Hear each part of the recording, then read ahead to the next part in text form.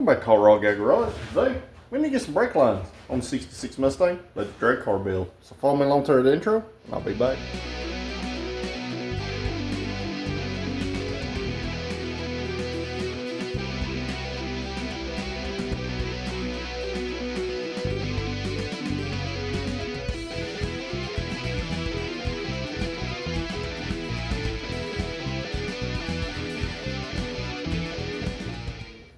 Alright guys, so it has been another few days since our last video on the 66 Mustang budget drag car build.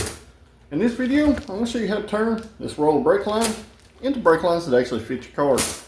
So if you haven't yet, make sure you check out our friends over at KentuckyMustang.com. There is a link and a discount code down in the description below where you can save some money on some classic Mustang parts.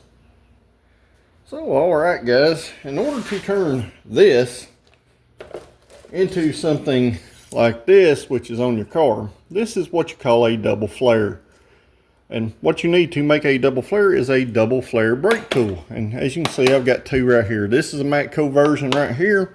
I picked this one up this morning at Harbor Freight because my 3/16 die has disappeared.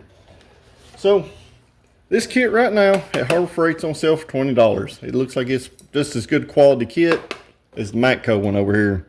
The part number is 58641. Like I said, I gave 20 bucks for this morning. You're also going to need some 3/16 brake line. This is NICOP stuff, which is a nickel copper based brake line. This is a little lighter than steel line, easier to bend and flare, but will hold up to the pressure just fine. You're going to have to figure out, especially on a car like our 66. I didn't know what brake line fittings I need. So what I done, this is the rear brake line fitting for a Fox body. A Fox body hose screws in the bottom here, and the fitting screws in the top. This is just a standard 3H24 brake line fitting. And most of your older classic American cars, you're all gonna have standard fittings.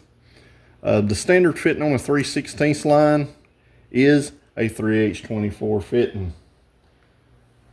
But one thing you do need to watch, guys, and I've had a bunch of these fittings laying around. This one right here is for a larger line than this one right here. You need to make sure that the fittings you get are for a 3/16 line. So you're going to go through and you're going to figure out what fittings you need for your master cylinder, your brake lines on the car, and your rear brake. For the front, I'm just going to use a simple inverted flare 3H24T right here, just a brass T. This will allow me to split the brake lines for both the front brakes and make for a nice clean look.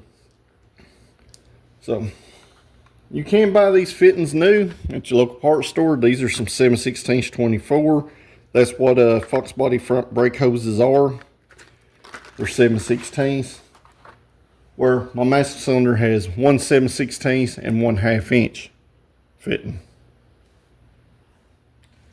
So before we start worrying about flaring stuff or even opening that brake line, we need to get a measuring tape.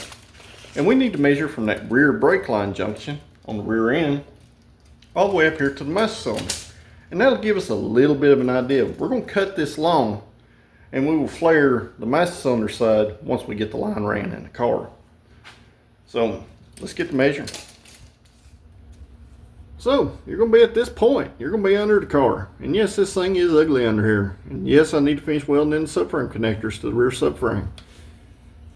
This stuff will come later. I'm actually going to put this on the rack down on the low side of the shop. But what you need to do is you need to climb under here. And we still have some of the old 66 brake line in here. What I'm going to do, I'm just going to remove that like that.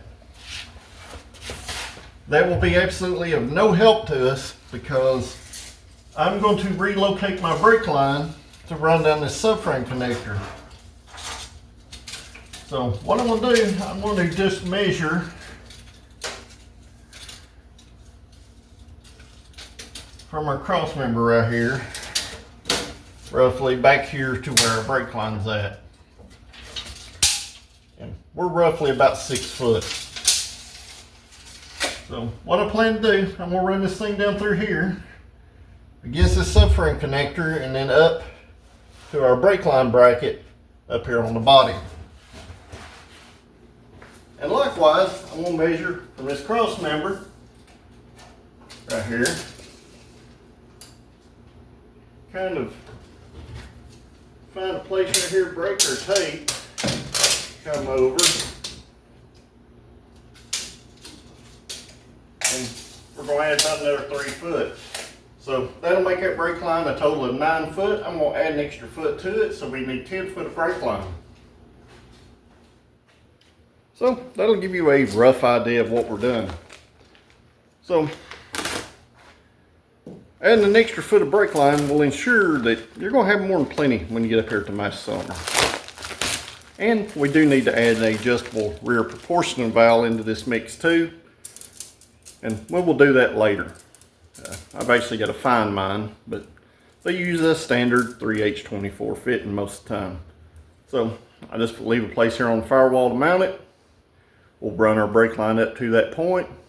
We can go from there. So got our brake line opened up. I'm gonna get this stretched out. I'll cut it and then I'll be back. So got my brake line marked with my measuring tape. You want to use a tubing cutter like this. The thing with a tubing cutter, guys, you want to not cram this thing down. You just very light pressure right here. Very light. And you want this to score this tube. So let me flip around and I'll show you. So very light pressure. You're going to spin this thing around until it gets loose, like this right here. You're going to take just until it touches again. You're going to take, spin this right here. Then it got loose again. We're going to turn it another turn. We're going to turn it till it gets loose again. Another turn till it gets loose again.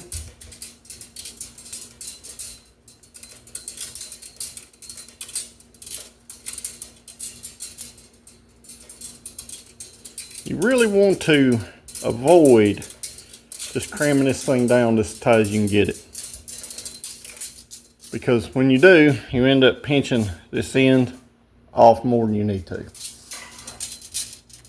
And once you get your tube cut, you want to take an end cleaner like this right here, and you want to go in here, and any of that line that is folded over on the inside, you want to remove it until you have just a straight cut end tube right there. And one of the biggest mistakes I see people do is not clean that end and not put your fitting on. So like I said, guys, you want to make sure your fitting is the right fitting for your line. I'll take a piece of masking tape that keeps that fitting from falling down. And the masking tape is easily removed later. So at this point, we're ready to break out the flare tool. So at this point, it's easier to just go ahead and put this thing in the vise. You don't have to, but it does make things a little easier. So your die has a little protrusion on one side. That protrusion for this first step is going to go down. So you want to get your flare tool opened up.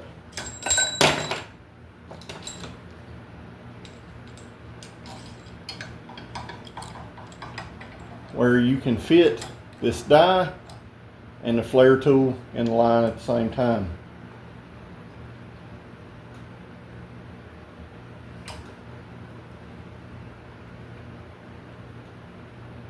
So what you're going to do, you're just going to, once you get your die in there in the correct position, you're going to take and push this thing down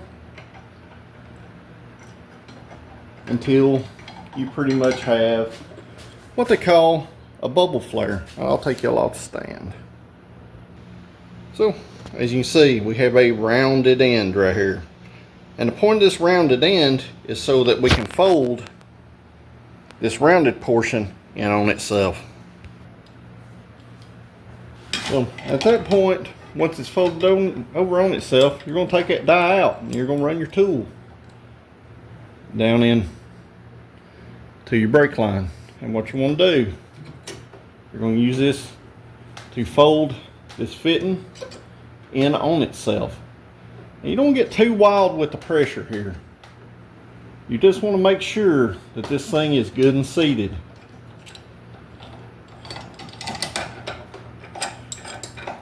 And at that point, you can remove your flare tool. You can open this thing up, and you should have a very nice double flare. And what that double flare does, it just reinforces this, guys. Having that extra folded over piece keeps vibrations and stuff from cracking the flare in here. So, seems pretty simple, right? So, now the hard part is, we gotta get it back up under here.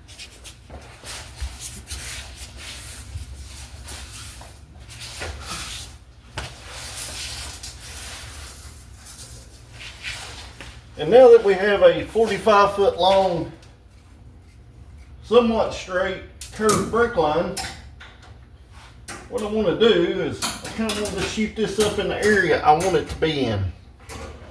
So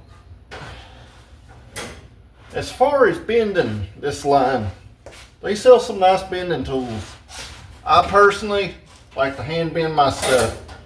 So what I need to do is kind of roughly get this fitting into position, so to say. So I'm just going to add a generic bend right here until I can check my fitting height to the floor pan.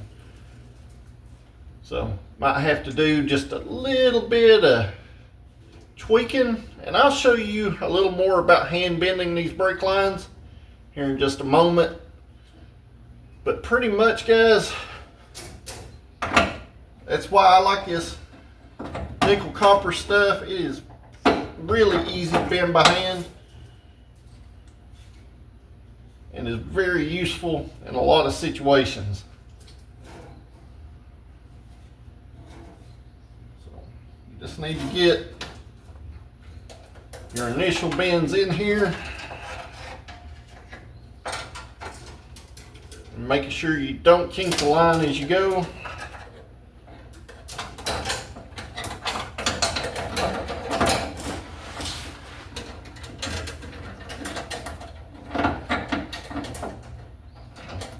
Do just want to kind of eyeball what I got, make sure it's correct. Now I can take my brake line off my fitting, because on a Fox body they can't be attached.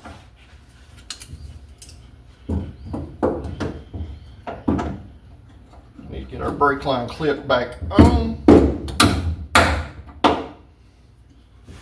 And the only reason I removed this fitting was where I could figure out what brake light size fitting I needed for this rear line. So we're going to get that in there. We're going to get our line spun around. We're going to get it installed up here.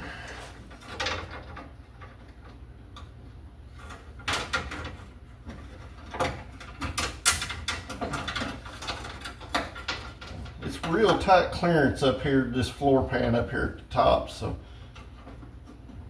that's another thing you're going to have to pay attention to when you add your fittings.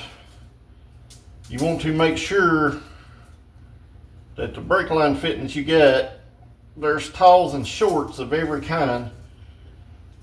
You just want to make sure you have the appropriate one for your application. What I'm going to do now, I am going to run this brake line away from any danger areas. And danger areas mean dry shaft, exhaust, or anything that could explode or bust. So what I'm going to do, I'm just going to run mine as far away from the dry shaft as I can.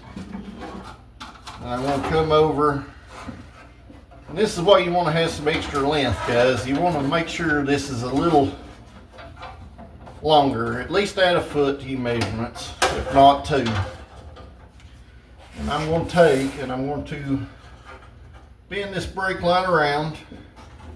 And I know I've got to weld this subframe connector the rest of the way in, so I need to make sure it's away from it. But you can get some pretty good bends, hand bending this stuff if you're careful. Like anything, it will have the tendency to kink if you let it. So always support your bends, always watch your material when it's done. So I'm going to get my brake line up to a point where I think I'm in a pretty good position to mount it. I'm going to get some nylon or rubber lined clamps and I'm going to temporarily secure this. I'm going to get some nicer brake line clamps, but today's a Sunday and I can't get such things on a Sunday local, so for this video we're going to temporarily mount this line because I'm more than likely going to have to take it back off anyway to finish welding these frame connectors and stuff in. So I'm going to go ahead and hook up my rear rubber hose here while I'm under here.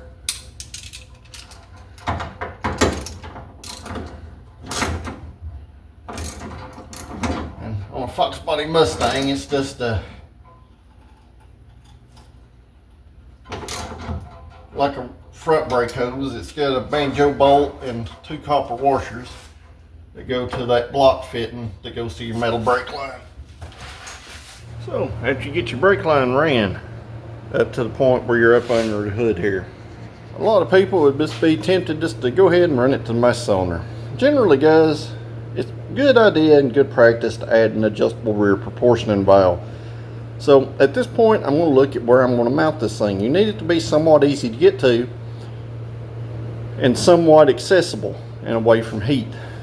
Likewise on the front, we got to have a line lock so we can do burnouts with the straight shift transmission that we're going to put in this car. So we'll have to incorporate it in too, and I'd like to mount these 2 things together. So I'm thinking somewhere in this area or this area right here. I want to kind of keep my brake lines away from the direct line of the tire or anywhere that it could sustain damage.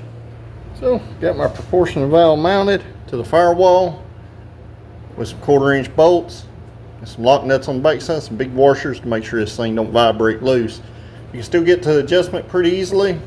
I went ahead and come in here and flared this one on the car. But let's get the line made. It's going to run from here, which is our inlet on our adjustable proportioning valve, to our rear brake outlet on the master cylinder, which is always your front port. And disclaimer, your front port on your master cylinder is for your rear brakes. Unless you have a race car that has dual rear calipers. If you've got dual rear calipers on the back, ours is still drum. If you've got dual rear calipers, you're going to have more fluid volume. You want to flip those lines and use the rear port for the rear brakes on a car that has a high rear fluid demand. This, our front calipers are larger than the wheel cylinders, so it's going to be like it was from the factory. Our rear brakes are going to go to that front port. So this is just a piece of brake line, that extra long piece that I'd cut for the rear line. This is what was left over. There's actually about 2 foot here, and I'm going to make this line extra long, and I'll show you why here in just a moment. But we're going to take our double flare tool once again. This Harbor Freight tool actually does pretty good, guys. Yeah. I don't have no complaints about it. It works just as good as the Matco one I have. If I wouldn't have lost my 3/16 die, I wouldn't have had to buy this one, but this one works pretty good. You're going to take your die, align your line to the end of that step. I'm going to go through this several times in this video. it is important to have a double flare on the brake line, because like I told you before, that double flare reinforces the flare and takes the risk of any kind of flex in this line breaking that flare at this, the flare to line junction right here. So there's some situations you can get away with a single flare, but it is highly not recommended. So, you know, 20 bucks for a double flare kit, there's really no excuse not to have one. We're going to take and put our die in upside down to make the bubble portion, as I showed you earlier.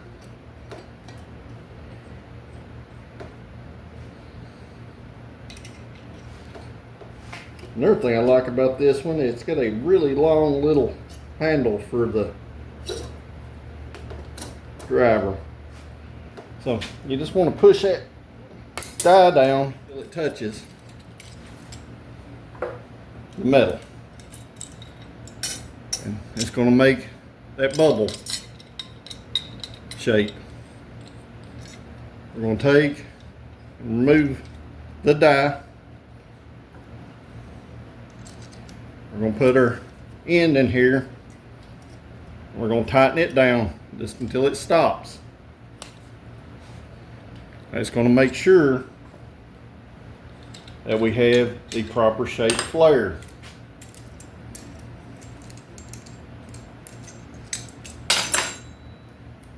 And when you tighten this down, the flare in the back side of this fitting will also help conform this flare to the fitting you're putting it in.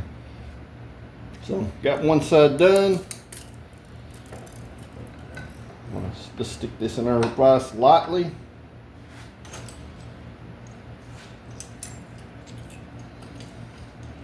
This is a lot easier to do where you don't have to do the line in the car. So if you got the opportunity to do it in a vise and off the car, take advantage of that, because it does make it easier. So like I said, use your die, set your depth.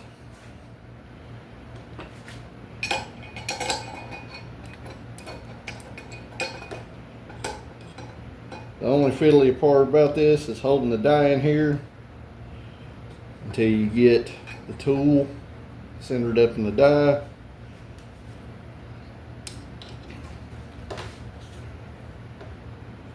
Take and make your bubble, push it down until it stops, take the die out, tighten your tool back down,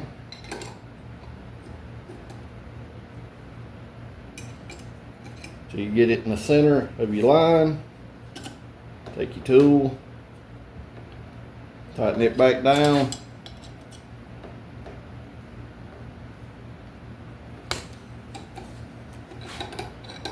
Remove it.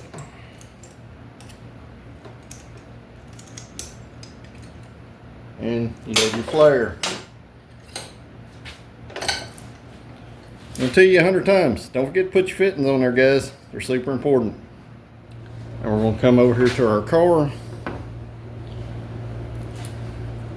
Got our fitting that goes into our adjustable proportion valve. I'm going to see which way this direction this line needs to go. I'm going to run this up as close to this firewall as I can. For now, I'm just going to hand bend this line. It's always important to support your bends if you don't have the tool. Like I said, that's why I like this Nycop line. It's easy to bend by hand.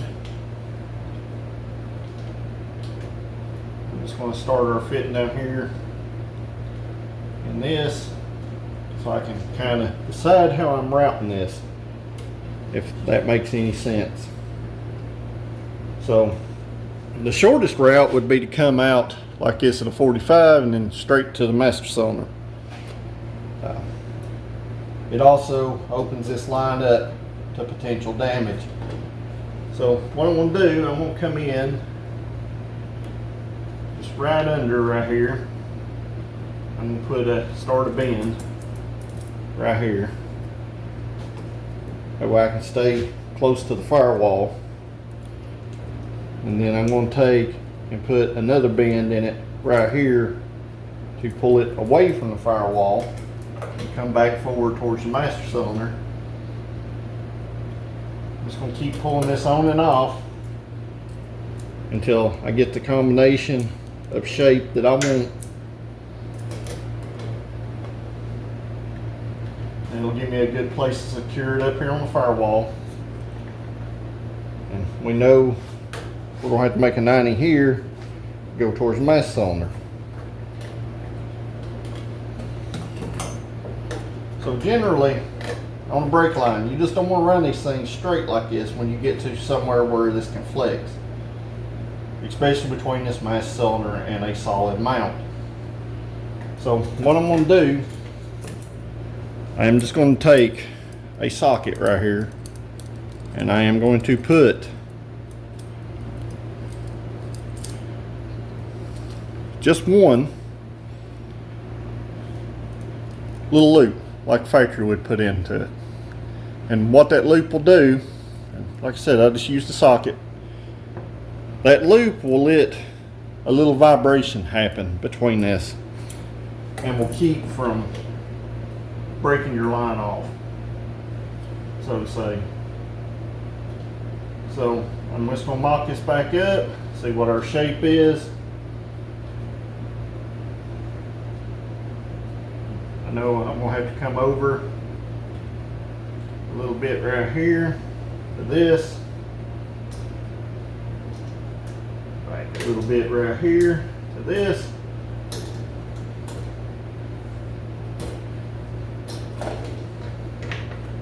And with our lines loose, I'm just going to start these for now, and I'm just going to step back and see if I'm happy with how it looks, and if I'm not, we will go from there and adjust the shape. So what are we going to do now, Daisy? Huh? We need to do the front brakes, right? Here, put this brake line together. There you go. You need this open? You don't have no thumbs. Yeah, I see. Alright guys, so our next thing we need to do, we need to get the front brakes took care of. I forgot my line lock, so we're just going to have to run lines up to where I'm actually going to mount it. So we're going to have to use this T to split between the front brakes. So line from the master cylinder down to the line lock, line out of the line lock to the T, and from the T we're going to have a right and left brake line. So what I need to do, I need to get this run out and see if we actually got enough brake line to do so. We'll just let Daisy wear it for now. So our longest run is going to be from that line right there over to here somewhere. So we need to get this line ran out and try to figure out how we're going to run it. The factory ran it across the firewall. I would prefer not to have it ran across the firewall, just in case we have a clutch explosion, because with it ran up like this and the clutch or flywheel explodes, it cuts your brake line, then you can't stop the car even if you had any feet left. So what we need to do is try to figure out how much line we've actually got to work with here, and I think we're going to have more than plenty. But I need to kind of figure out where I'm coming across. And I think our best bet would be to come out, because we come out of the bottom of this, I think it would be best to run forward, come across our K-member, back under the frame rail over there, meet up these two at the same point, and put our T over on the frame rail somewhere around where the steering box would have been. So now that I got an idea of where we're going, and I took a piece of line, I just kind of held it up here over top and rough bent it and gave myself about 6 or 8 inches extra. Just so I can bend it down and attach it to the K-member across. So how I'm going to start this one out, I'm going to put the brake line side fitting on right here and get it attached to the car. And I'll be back. So I got our fitting flared on our brake line. So the hardest part about doing something like this is deciding how you're actually rerouting this stuff to go where you want it to. So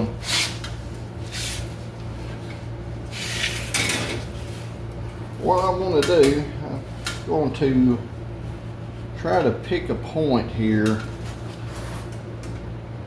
Like I said, I hand bend my stuff. I much prefer to do that. Like I've told you many times so far in this video, you want to keep your brake lines away from anywhere where they'll vibrate or rattle or could possibly get pinched. So I'm going to come in like this. There's a notch in this frame rail. I'm going to come in. I'm going to attach this to the frame right here. But I put enough of a bend. I don't know if you guys can see it up here. Probably not because of the brake hose. But I put enough of a bend up here to kind of keep it away. So what I want to do now is, I know I'm going to attach it to the side of the frame rail right here, and we need to get out to the brake line right here. I'm just going to try to get to the same angle as our line when it goes into the holder for it. I'll put the clips in these in a little while. I just want to try to kind of map my lines out here. But what I'm going to do, every time I get to a point where I need to attach this, like right now, I'm going to go ahead and attach this line to the frame rail. And for now, like I told you earlier, I'm just going to use these nylon wire straps because I don't have access to some rubber lined aluminum ones right now. I will get some later and change these out, but I'm just going to attach them with some self-tapping screws for now. When I get my aluminum lined clamps, I will rivet them in, but we'll already have our holes in the correct positions. So at this point, we need to move to the inside of the frame rail.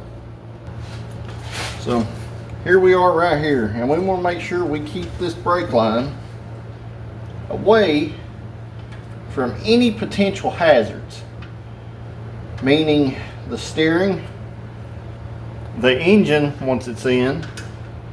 So we know our engine mounts are here, and we know that we got plenty of clearance in this area. So what I'm going to do at this point, I'm going to take another one of them clamps. I'm going to attach this line right here.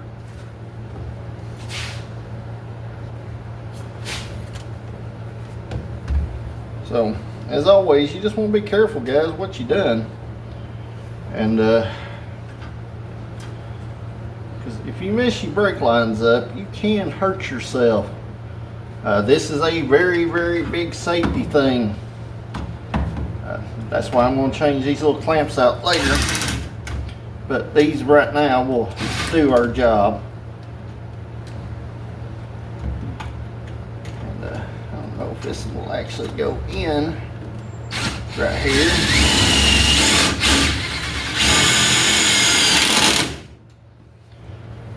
But even these nylon little wire clamps are better than not having any protection. You're just letting this line flop. So at this point, I'm going to trying to mimic the shape of this K-member in this area. And I want to put another clamp right here in the center, in the front, and that won't let our line vibrate. And I also let me go in here and bend it away from any kind of edges. Alright, so I got our passenger side line right over to the driver's side. And as you can see, I come on top of the cross member. You either need to go behind or on top and not in front, because road hazards could hit that brake line and cause problems. So right now I'm trying to decide where I'm putting my T. If I'm going to put it like this, or if I'm going to put it like this, or like this, or like this.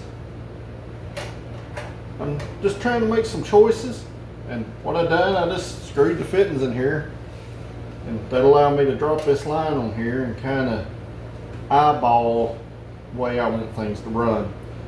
So basically what you're going to do from this point, I need to get the driver's side line made and figure out exactly where I'm putting this T fitting at, and then I can put this fitting on here and flare this line, and then I can put this line in here and flare that line on both ends.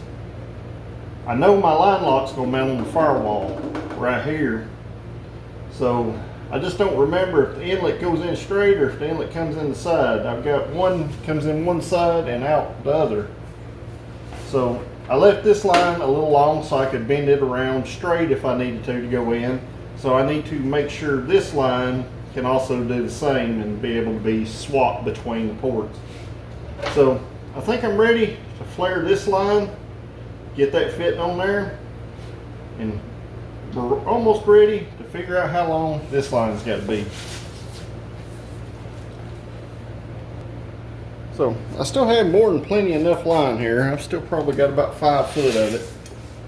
So I know we're going to come out of here. So and we need to go in towards the rail. So in, you know, and in and back. So we're going to be in here something like this. We're going to have to come up here to this T.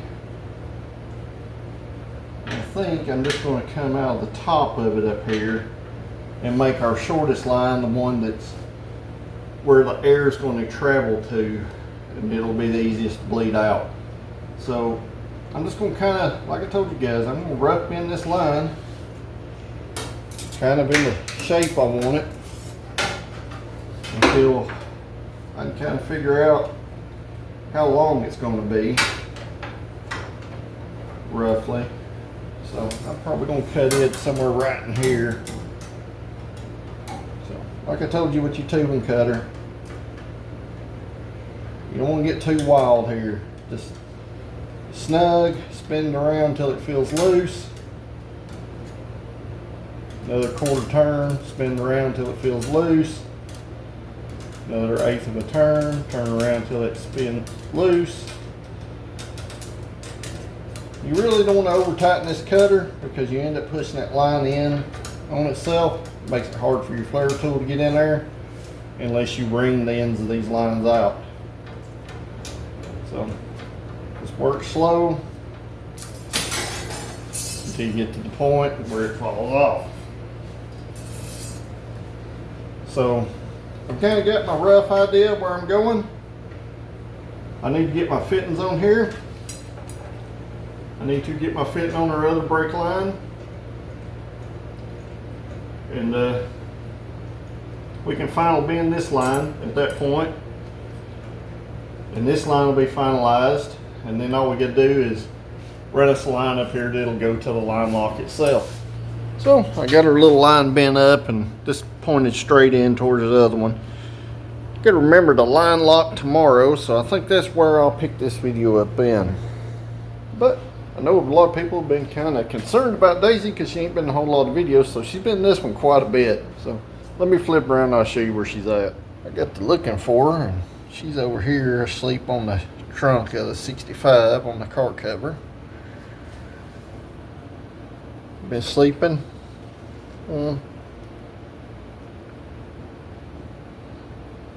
So we'll see him tomorrow. Well, it's the next day and I brought my line lock. This is the one I took off my Torino when I put the 308 back in it. So basically, you're going to have an inlet come in from your master cylinder and an outlet that goes to your front brakes. You could totally use this instead of the T down there and just run 2 lines out of this. I would prefer to only have one failure point here, and that'd be the solenoid itself. So basically what I'm going to do, I'm going to drill some holes and I'm going to mount it down here on the lower part of the firewall. Our line from our master cylinder will go in this top port. The line to our front brakes will come out of this bottom port. So I got the line lock mounted. I took and drilled it for some 1/4 inch bolts, put them in there. I put some brake fluid in our master cylinder. I cracked both calipers open and let it run until we had fluid come out of each caliper. I pumped it a couple times in there, cracked them back open, let them drip for another couple minutes. I have a somewhat of a brake pedal. I have not, however, cracked open the rear and let it drip out. We're getting pretty close to the point where we need to start working on the rear end stuff, and I'm going to have to take the rear brakes off of it. So I think getting the rear suspension stuff, well, not suspension, the rear end stuff, the axles, the C-clip eliminators, and the gear in the rear end is going to be my next move. However, I'm going to tinker around with getting the wiring for this line lock ran inside the car. So basically what I'm going to do, I'm just going to drill a hole in the firewall, put a grommet in it, run those wires inside the car, mark positive and negative, and then I will come back later and wire that stuff up when we're able to put battery power on the car. So guys, I think that's where I'm going to leave this video off. Hopefully you learned something about running brake lines and flaring them and trying to keep them away from sharp pointy surfaces where they could rub holes through them. Pretty much you follow pretty much what I done in this video and you will be good to go. So if you haven't yet, check out our friends over at KentuckyMustang.com. There's a discount code down there in that description below. I've been working on some new merchandise for our merchandise store, some new t-shirt designs, some new stickers and things like that. So please take a moment, check them out down below, and you can save 10% by using the code DAISY. So guys, I think, yeah, we got a ton of work in just a few days to do it. So if you haven't yet, make sure you like this video, share it with your friends. If you're not a subscriber, hit that subscribe button because it does help the channel to grow. If you are a subscriber, I greatly appreciate you guys, and I look forward to hearing everybody's comments down below. So until next video, thank you for watching, and I'll see you at the next one.